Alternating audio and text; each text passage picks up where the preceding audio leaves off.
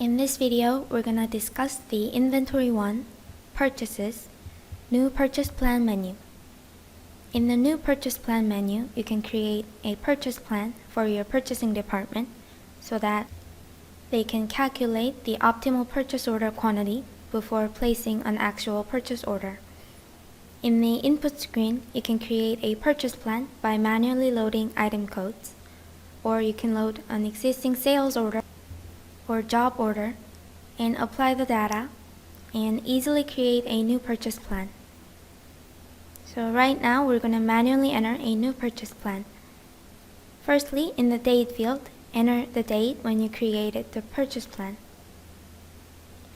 And in the PIC field, enter one of your employees who will be in charge of the purchase plan. And enter a location in the Location In field. And in the transaction type field, if tax will be applied to the purchased items, select taxable, and if not, select non-taxable. Also, if the purchase will be a foreign currency transaction, you can select the corresponding currency type in the currency field.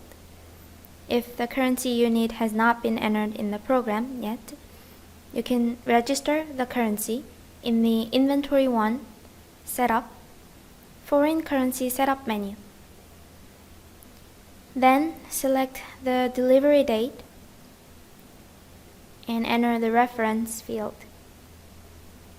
And then move on to the bottom section. You can either manually enter an item and its quantity,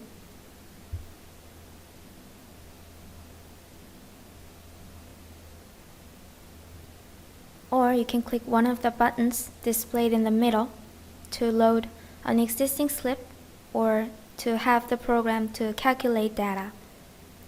The Sales Order button allows you to load an existing sales order.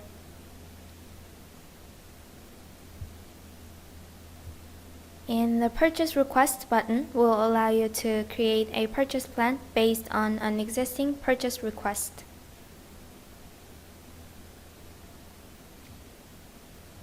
And if you want to load a job order, you can click the BOM button. And then you can load an existing job order or sales order and calculate the required material quantity. The BOM button is most frequently used by manufacturing companies since it allows you to calculate the quantity of raw and sub-materials that are required for production based on your BOM data. So after clicking the BOM button, the estimated BOM window will be displayed for quantity calculation. At the bottom section, if you enter the item that you want to manufacture and the quantity, and click Calculate button at the bottom, all the materials required to produce the corresponding finished goods will be applied to the new purchase plan input screen. And instead of manually entering item codes and quantity for calculation, you can load an existing sales order or job order to apply the goods to be manufactured. And then you can click the Calculate button again, and then the BOM of the corresponding goods will be applied to the new purchase plan input screen. And here in the customer vendor field on the right side, if you have set the vendor of each item in the item setup menu, quantity tab, the data will be automatically loaded in the customer vendor fields. And if you have not set any vendor for an item, you can modify this field directly in the input screen as well. And in the price field, the program will load the purchase price that you entered when registering each item in the item setup menu.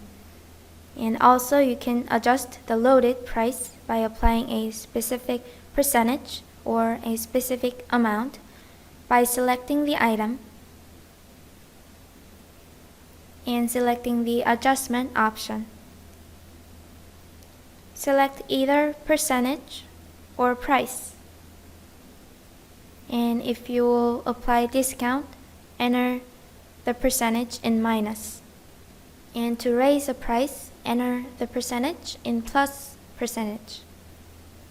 And then select the decimal places and click Apply button. Then you can verify the modified price. And you can also apply one of the price A to J prices you've entered in the item setup menu. You can select each item and check Change Price checkbox in the middle. Then select the desired price and click Apply button again and verify the modified price. And also, if you want to verify the quantity on hand of each item in the present input screen, click View Inventory Quantity button in the middle. Then the total inventory balance and the location in balance will be displayed. So after entering each field, you can click Save to save the purchase plan.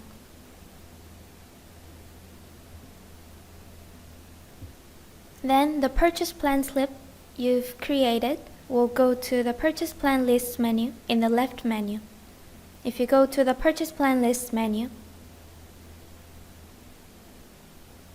all the purchase plans you've entered in the new purchase plan menu will be displayed in the In Progress tab. And if you need to change the quantity or the price entered in an existing purchase plan slip, you can modify them directly in the List menu. And if a purchase plan is no longer valid, you can click Finish on the right side of the corresponding slip to move it to the Finished tab. And also you can move it back to the In Progress tab by selecting the slip again and clicking Cancel Finished at the bottom.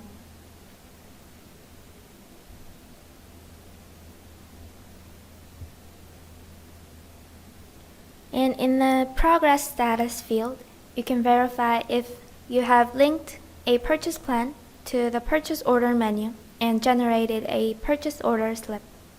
You can verify the date number of the purchase order that is linked with the corresponding purchase plan.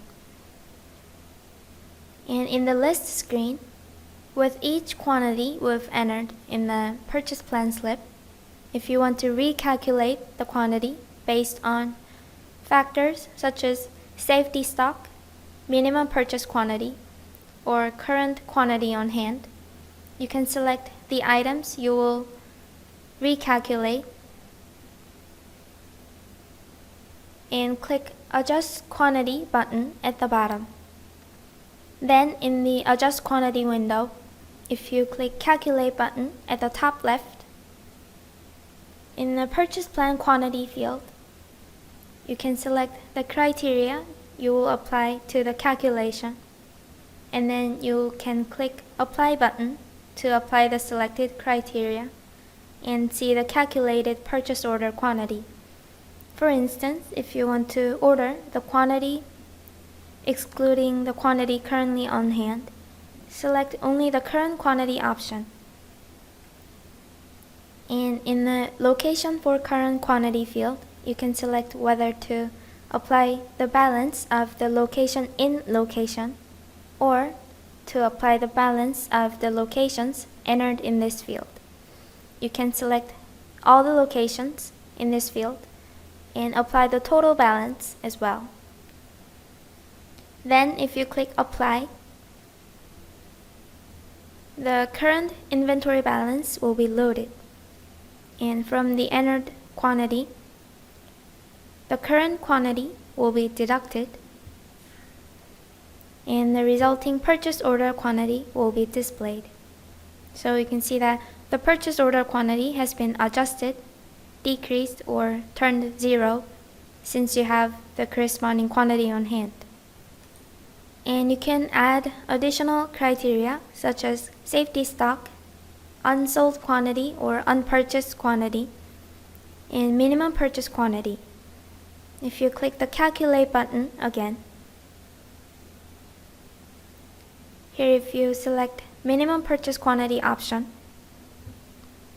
and if you apply, the minimum purchase quantity will be applied to the calculation as well. So here, as you can see, the purchase plan quantity is 100 and the current quantity on hand is 54. So the required quantity would be 46.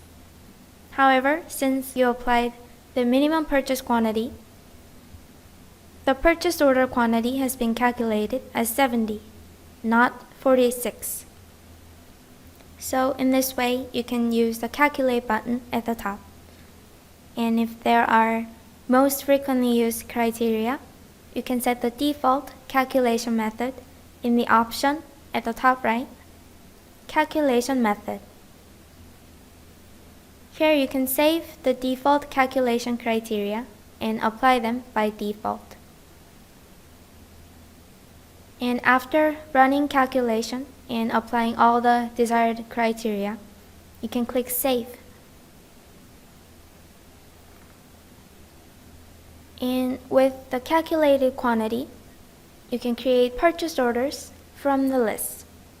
You can select the corresponding rows and use the purchase order button at the bottom. If you hover over the button, you can see the finish and do not finish buttons. If you create a purchase order by finish button, once a purchase order has been created, the corresponding purchase plan slip will be moved to the Finish tab. And if you use Do Not Finish button, the corresponding purchase plan slip will remain in the In Progress tab. And there are two ways to create a purchase order, by line and by item. In the present list, you can see that the salt item has been entered in two different purchase plan slips. If you select both rows and create a purchase order, if you select by line,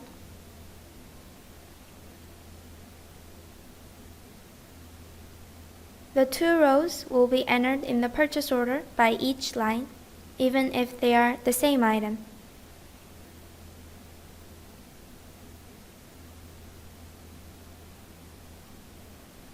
And if you select the two rows again and select by item,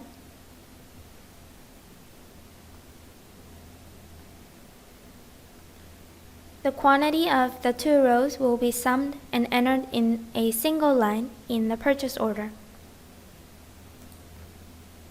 And here there's one thing to note.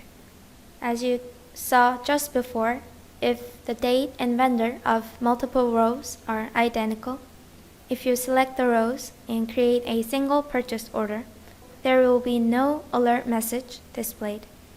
However, if you select the lines whose date and vendor are different and create a purchase order, an alert message will be displayed, and it will ask if you will create purchase orders individually by each vendor and delivery date. If you click Confirm, the lines will be created into individual purchase order slips by each vendor and delivery date.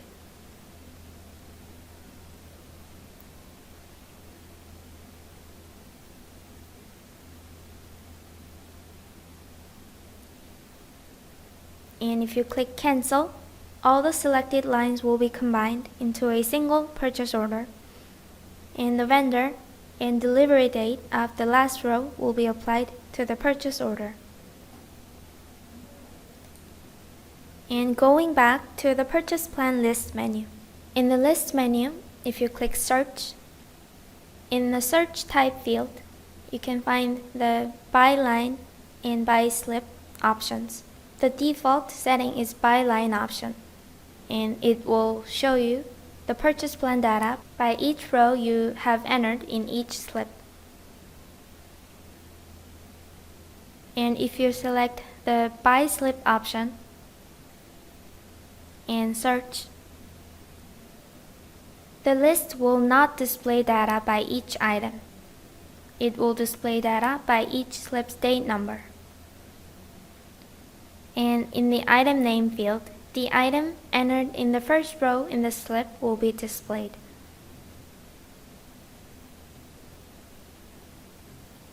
And you can also customize the list displayed in the Purchase Plan Lists menu.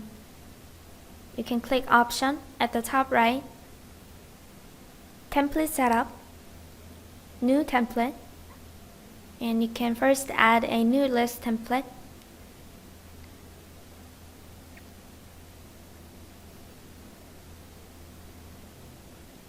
And in the Template Setup window, you can click on a field title and click Add to add the desired field. And you can click Delete Columns to remove the field from the list. And if you click Setup, you can edit the display name, or you can adjust the field's width.